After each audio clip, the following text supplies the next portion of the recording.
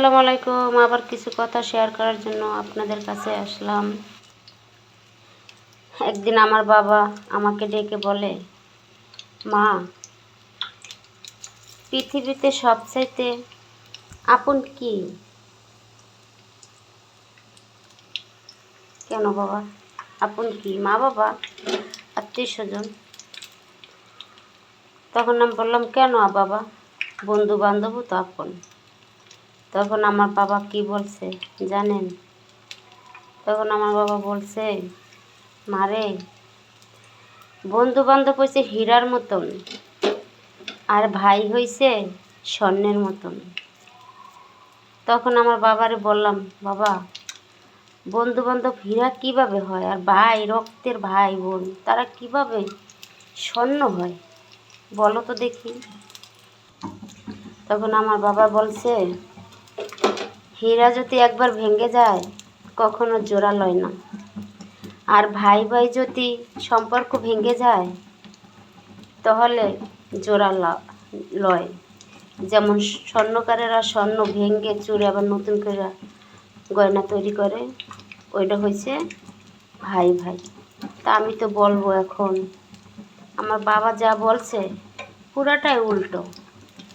ভাই কখন আপন হইতে পারে না।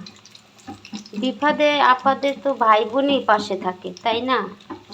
সেই বিপদে আপদে যদি ভাই যদি একটা পর মানুষের পক্ষ নিয়ে কথা বলে, পর মানুষের পক্ষে যায়, মা বাবা, ভাই বোন, ভাই বউ সবাই একজন বাহিরের মানুষ নিয়ে মাথামাতি করে, তাহলে সে কিভাবে তার আমার রক্তের মানুষ হয় বলেন?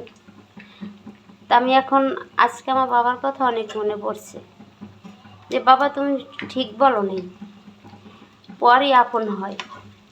যেমন আমার শ্বশুর শাশুড়ি ভাসুর, ওদের কাছে যেমন একটা সামান্য বিদেশি আপন হয়েছে, আর রক্তের সম্পর্ক ধুয়া দিছে। রক্তের ভাই চিনল না, ভাই বউ চিনল না, ভাইতে চিনল না, কাউকে চিনল না।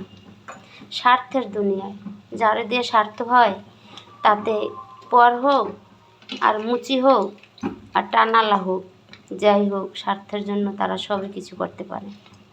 তা আমার বাবা যে কথাটা বলছে সবই মিথ্যা। কখনো ভাই স্বর্ণ হতে পারে না, আর নতুন করে গড়ানো যায় না। যারা বারবার আঘাত দেয়, বারবার কষ্ট দেয়, তারা কিভাবে স্বর্ণ হয়? তো বলবো মহান আল্লাহর কাছে, আল্লাহ তুমি এদেরকে হেদায়েত দান করো। যারা আমাকে, আমার ছেলে মেয়েকে কষ্ট দেয়, বিনা কারণে কষ্ট দেয়, দুই চোখে দেয়, অবহেলা করে, তাদের বিচার তুমি করো আল্লাহ। তোমার কাছে বিচার দিলাম।